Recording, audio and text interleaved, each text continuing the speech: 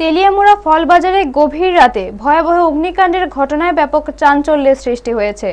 বৃহস্পতিবার গভীর রাত আনুমানিক 12টা নাগাদ তেলিয়ামুড়া ফল বাজার এলাকায় আচমকাই আগুনের সূত্রপাত হয়। মুহূর্তের মধ্যে আগুন ছড়িয়ে পড়ে একাধিক দোকানে। এই অগ্নিকাণ্ডে প্রায় 4 থেকে 5টি দোকান সম্পূর্ণ ভস্মীভূত হয়ে যায়।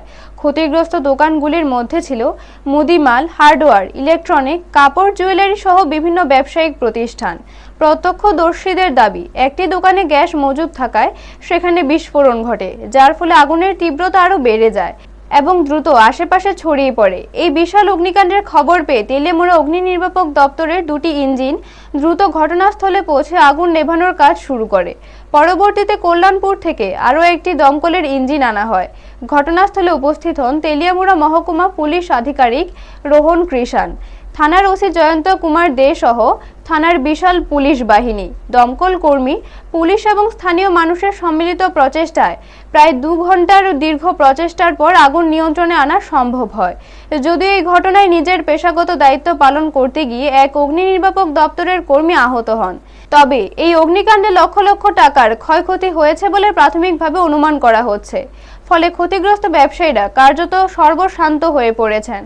অন্যদিকে এত বড় অগ্নিকাণ্ডের ঘটনায় তেলিয়ামুড়া মহকুমার শাসক অপূর্ব কৃষ্ণ চক্রবর্তীর উপস্থিতি না থাকায় প্রশ্ন উঠেছে। তার অনুপস্থিতিতে ডিসিএম এর মাধ্যমে পরিস্থিতি সামাল দেওয়া হয়। পাশাপাশি মহকুমার শাসকের দুর্যোগ মোকাবিলা দলের কয়েকজন সিভিল ডিফেন্স ও আপদা মিত্র ভলেন্টিয়ার্স ঘটনাস্থলে উপস্থিত থাকলেও তাদের একাংশকে ফটো সেশন এবং দাঁড়িয়ে দাঁড়িয়ে আগুন প্রত্যক্ষ করতে ব্যস্ত থাকতে দেখা যায়।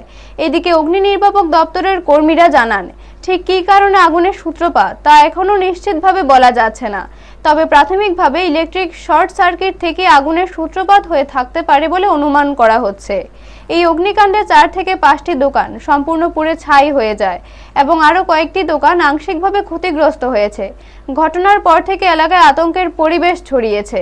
ব্যুরো রিপোর্ট, নিউজ তৎকাল 24।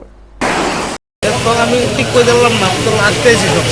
হ্যাঁ, আমি তো সব চল লাস্টে আইছি। আচ্ছা। তো আয়া দিই শেষ সব। এই কয়টা দোকান পুরা গেছে? তো 4-5টা দোকান পুরা গেছে।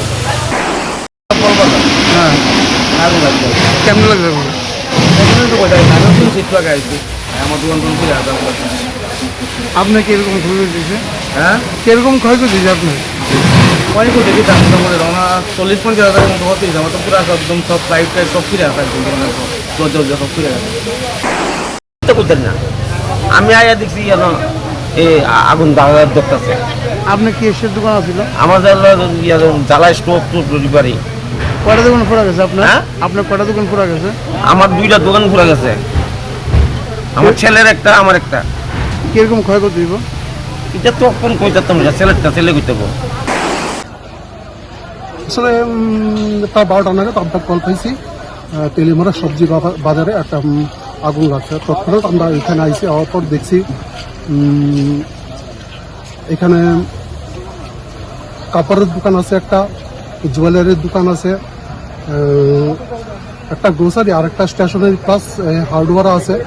তো এখানে স্টেশনারি প্লাস হার্ডওয়্যার যে ওই দোকানটার দিকে আমরা দেখছি ওইখানে সূত্রপাত। প্রথম দিকে তো আমরা আগুন নিবানোর চেষ্টা করছি, তো আমাদের মনে হয়েছে আগুনটা হয়ে দেওয়া হয়তো বা আমরা দ্বারা সম্ভবিত। সাথে সাথে আমরা তেলিয়ামুড়ার থেকে প্রথমে একটা গাড়ি, তারপর আরেকটা গাড়ি, তারপর আমরা কল্যাণপুরে কল করছি। এখন আগুন নিয়ন্ত্রণে। মোট কয়টা ইঞ্জিন এখানে আছে? এখানে 3টা ইঞ্জিন এখানে ব্যবহার করেছে, তেলিয়ামুড়া 2টা আর কল্যাণপুরে একটা। মানে কত সময়ের, মানে কত ঘন্টার মানে অভিযানে আপনারা এই আগুন নিয়ন্ত্রণে আনতে পারছেন? 1.5 ঘন্টার কাছাকাছি আমরা এখানে কাজ করার পর আগুন আয়ত্ত আনতে আমরা সম্ভব হয়েছে।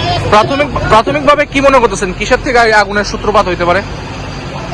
খুব সম্ভবত এখানে শর্ট সার্কিট হয়ে যাওয়া। এখনো পুরোপুরি আমরা দেখছি না আগুন নেভানো হয়েছে, আমরা দেখব কয়টা দোকান পুরা গেছে? একটা কাপড়ের দোকান, একটা গ্রোসারি শপ, একটা স্টেশনারি, 4টা দোকান একদম পুরোপুরি ভস্মীভূত হয়েছে।